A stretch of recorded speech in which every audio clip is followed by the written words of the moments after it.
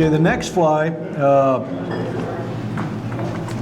I have found extremely good is about twice a year.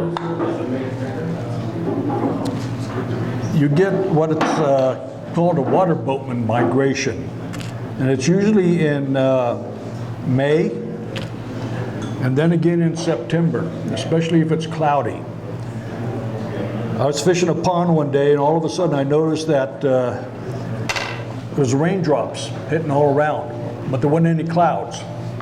And I got to watching to see what was going on, and it was water boatmen coming.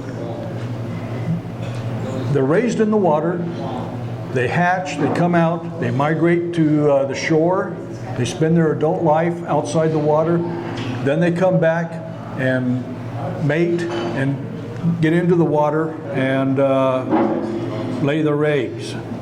And I noticed that whenever these water boatmen started hitting the water, all of a sudden you would have trout coming from all different directions to get to it. One of the first things I do with water boatmen, looking at them, and I kind of did a little bit of a study on what they looked like and how they acted and everything. And I found out that what they do when they hit the water, they carry a little bubble of air with them. So I wanted something that kind of represented that bottle of air. And what I found is a small bead, a clear bead. It's got a little bit of luminescence to it, or a little bluish center to it. That really makes a good representation of the bubble of air that they carry with them.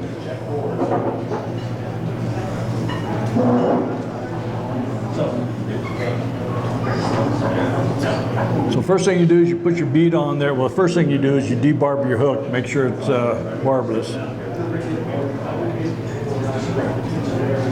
And we'll start wrapping back. This is one of the things that I always, I see a lot of demo fly tires. They'll put a big piece of thread out, wrap it off, and cut off about 3 or 4 inches. I figured out one time that out of a spool, that would be enough thread total to do about 5 or 6 flies. Now, one of the things with the water boatmen, when they hit the water, they leave a small trail of bubbles as they swim down. So I use a piece of crystal flash, about 1.5 lengths of the hook, and I'll tie that in. And that represents the trailing bubbles of the water boatman as it swims to the bottom. For the back of a water boatman, I will use Swiss straw. Just something real simple, it's real cheap, but it's very effective, and it's got a certain amount of reflectivity to it that really stands out. And I'll tie that in the back half here, because I'm going to bring it up over the top. We get the Swiss straw tied in. Then I'll take a peacock curl, and when I use peacock curl and wrap it, I bend it around the thread. That way the hurl itself is facing in 2 different directions when you tie it on. A couple of wraps to hold it in. Then I wrap the peacock curl around the thread, which gives it a little bit extra strength to the hurl. And we'll wrap that in pretty heavy to the back half of the fly. Now, the water boatman is an excellent fly in still water. Places like Jordanelle, in the backwaters up by the state park, Castle Rock area up there, that is an area where the water boatmen will kind of congregate up there, because that's where the water is shallow and that's where they like to breed. For the legs of the water boatman, I'll use a couple of goose biots. I'll tie those in.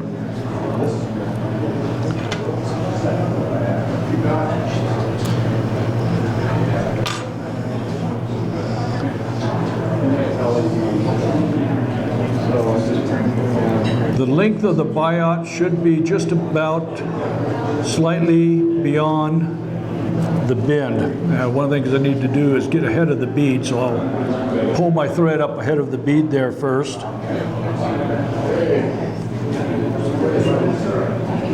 Tie in one side.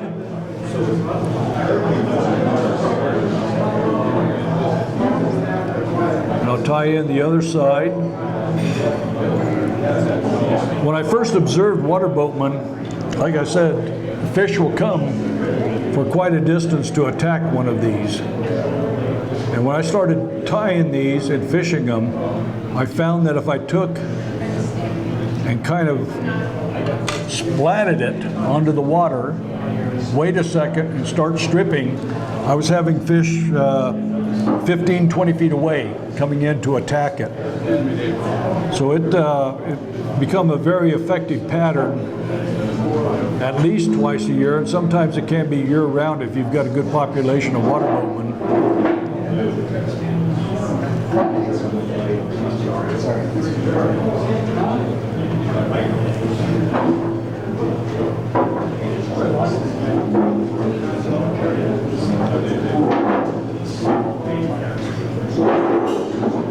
Some of the places I've used this,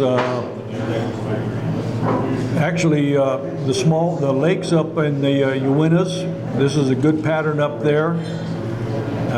You don't get many water boatmen, but when you do up there, you'll get quite a bit of a migration when it occurs, and the fish will be very active with it. Okay, got the peacock herl in the front, the legs, the little bead that represents the air pocket, some more peacock herl, and then I'll take and pull the Swiss straw over, all of it, right up to the eye, and a couple of wraps.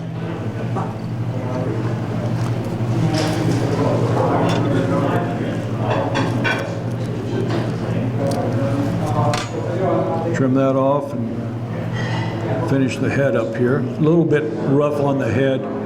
I don't tie professionally, I tie for myself and a few friends, and just use flies that actually catch fish.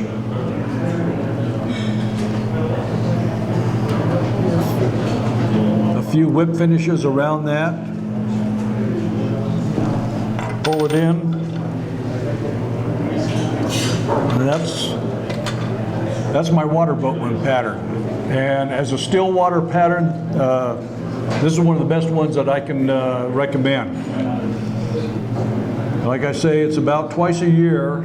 You'll definitely have a migration, and then the rest of the time, it's just as they occur. But the water boatman, for me, has been a great pattern. I have one small box of flies that is nothing but water boatman. And when you fish this, if you're fishing a good sized water, you better be using about a 3X tippet, or else you'll be losing a lot of them.